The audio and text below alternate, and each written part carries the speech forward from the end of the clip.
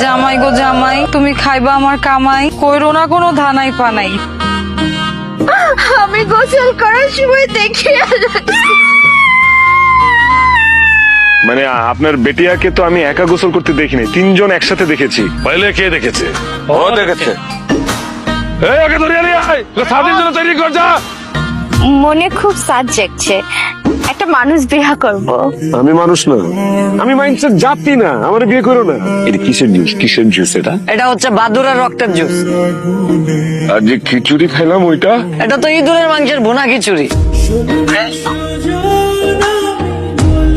আমার অনেক দিনের ইচ্ছা ছিল আমি মানুষ বিহা করিব। আমি তো মানুষ না, আমি তো মানুষের জাতি না।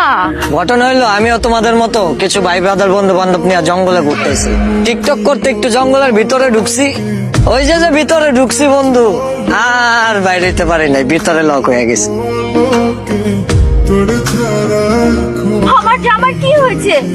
ঘবরাইস না বেটি, তোর জামাই পুষিতে অজ্ঞান হয়ে গেছে।